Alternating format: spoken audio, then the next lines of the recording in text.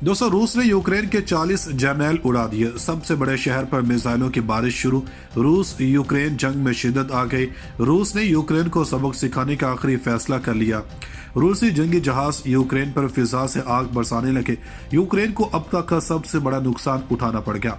अमेरिकी जंगी सामान भी किसी काम न आया। रूस ने यूक्रेन की ईंट से ईंट बजा दी। रूसी ताकत आजमाने का शौक यूक्रेन को ले डूबा। इमरान खान के साल से भी किसी काम न आई। प्यूटन के सर पर खून सवार। यूक्रेन को नेस्तो नाबूद करने की ठान ली। अमेरिकी सदर भी प्यूटन के सामने बेबस। नाटो के 40 ममालिक मिलकर भी रूस को काबू न कर पाए। जंग इंतहाई अहम मोड़ में शामिल। दोस्तों, रूस यूक्रेन जंग की अब तक की सबसे बड़ी खबर सामने आ गई। आज के इस अहम तरीन वीडियो में आपको बताएंगे कि कैसे अकेले रूस ने 40 नेटो ममालिक को धूल चटा दी है।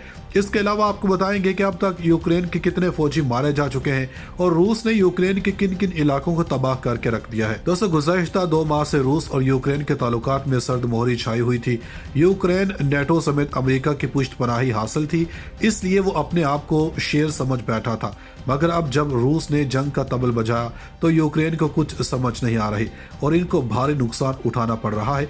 और इसी वजह से अब यूक्रेन के सदर ने अपने शहरियों को जंग में हिस्सा लेने का कह दिया है और मार्शल का ऐलान करते हुए कहा कि आम शहरी जो जंग में हिस्सा लेना चाहते हैं वो सामने आए। इनको हुकूमत असलहा भी फराहम करेगी। एक तरफ तो यूक्रेन जंग के लिए भी अभी तक हिकमत अमली बना रहा है, तो दूसरी जानब रूस ने यूक्रेन पर हमला कर दिया है और वो मगरबी ताकतें जो यूक्रेन को जंग लड़ने का कह रहे थे, इन्होंने मगरमच्छ के आंसू बहाते हुए यूक्रेन पर हमले की सिर्फ मजम्मत ही की है। इसके अलावा कुछ नहीं कर रहे और लग ऐसे रहा है जैसे अमेरिका समेत तमाम यूरोपीय ताकतें रूस की तैयारी देखकर डर गई हैं और इन्होंने यूक्रेन जंग में कूदने से इनकार कर लिया है। बहरहाल दोस्तों, अभी तक यूक्रेन और रूस से जो इतलात आई हैं, इनके मुताबिक रूसी सदर के ऐलान जंग करते ही रूसी फोर्सेस यूक्रेन में दाखिल हो गई हैं और जंग अजीम स्वयं शुरू हो गई है, जिसमें अभी तक रूस का पलड़ा भारी रहा क्योंकि ऐलान जंग के चंद ही घंटों में रूस ने यूक्रेन में घुसकर तबाही मचा दी है। एक तरफ जमीनी फौज यूक्रेन की ईंट से ईंट बजाते हुए आगे बढ़ रही है, तो दूसरी जानब रूस के जंगी जहाज आसमान से आग बरसाने शुरू कर दिए हैं और यूक्रेन अपने दिफा में नाकाम नजर आ रहा है। इसी वजह से अब तक इंटरनेशनल मीडिया के मुताबिक यूक्रेन के 3 दर्जन से भी जायद फौजी जान की बाजी हार गए, जबकि इनके अहम एयरपोर्ट्स और सबसे अहम यूक्रेन के दिफाई एयर डिफेंस सिस्टम को रूस ने तबाह कर दिया है, जिसकी वजह से अब रूसी जंगी जहाज और मिसाइल आसानी से यूक्रेन के किसी भी इलाके में तबाही मचा सकते हैं। दोस्तों, रूस ने यूक्रेन के कई हवाई अड्डों को तबाह कर देने जबकि यूक्रेन ने 5 रूसी तैयारों को मार गिराने का दावा किया। यूक्रेन में मुतअद्दिद अफराद के हलाक और जख्मी होने की भी इत्तलात है। यूक्रेन के सदर व्लादिमीर ज़ेलेंस्की का कहना है कि रूस ने यूक्रेन के इंफ्रास्ट्रक्चर और सरहदी मुहाफिजों को मिसाइलों का निशाना बनाया। रूस की जन्म से यूक्रेन के खिलाफ मुकम्मल जंग शुरू कर दिए जाने के बाद मुल्क भर में मार्शल लॉ नाफिज कर दिया गया और शहरियों को हतील इम्कान घरों में रहने का हुक्म दिया गया। यूक्रेन के वज़ीर ख़ारजा दिमित्री कुलेबा ने कहा कि रूस ने यूक्रेन पर मुकम्मल फौजी कार्रवाई शुरू कर दी है। इन्होंने बैनुल-अक़वामी बरादरी से हथियार फराहम करने की अपील की और रूस के खिलाफ तबाहकुन पाबंदियां आयद करने का मुतालबा किया।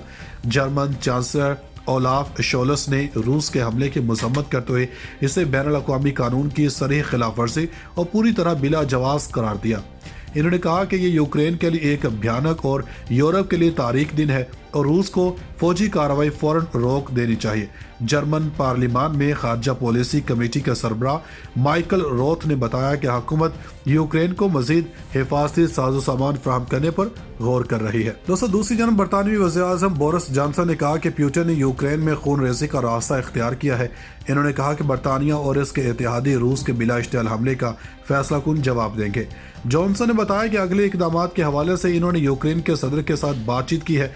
यूरोपीय कमीशन के सदर उर्सुला फॉन डेर लाइन ने रूसी हमले की मजम्मत की और कहा कि इस बिला जवाज हमले के लिए मॉस्को को जिम्मेदार ठहराया जाएगा।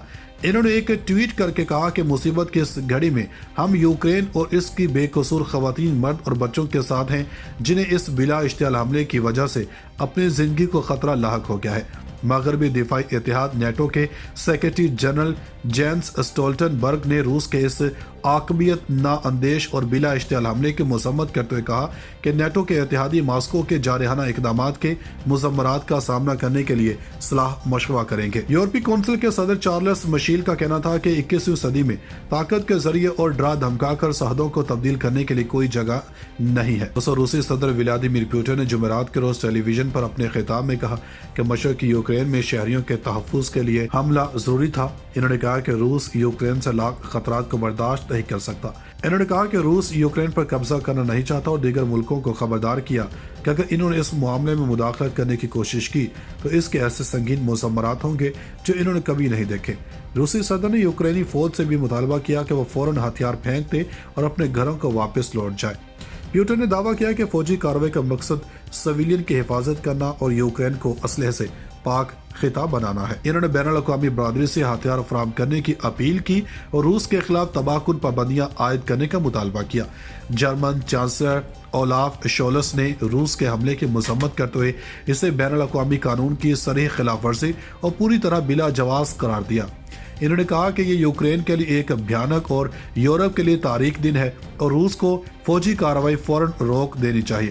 جرمن پارلیمان میں خارجہ پالیسی کمیٹی کے سربراہ مائیکل روتھ نے بتایا کہ حکومت یوکرین کو مزید حفاظتی ساز و سامان فراہم کرنے پر غور کر رہی ہے۔ دوستو، دوسری جانب برطانوی وزیر اعظم بورس جانسن نے کہا کہ پیوٹن نے یوکرین میں خون ریزی کا راستہ اختیار کیا ہے۔ انہوں نے کہا کہ برطانیہ اور اس کے اتحادی روس کے بلا اشتعال حملے کا فیصلہ کن جواب دیں گے۔ جانسن نے بتایا کہ اگلے اقدامات کے حوالے سے انہوں نے یوکرین کے صدر کے ساتھ بات چیت کی ہے۔ یورپی کمیشن کے صدر اورزولا فون ڈیر لائن نے روسی حملے کی مذمت کی اور کہا کہ اس بلا جواز حملے کے لیے ماسکو کو ذمہ دار ٹھہرایا جائے گا۔ انہوں نے ایک ٹویٹ کر کے کہا کہ مصیبت کی اس گھڑی میں ہم یوکرین اور اس کی بے قصور خواتین، مرد اور بچوں کے ساتھ ہیں جنہیں اس بلا اشتعال حملے کی وجہ سے اپنی زندگی کو خطرہ لاحق ہو گیا ہے۔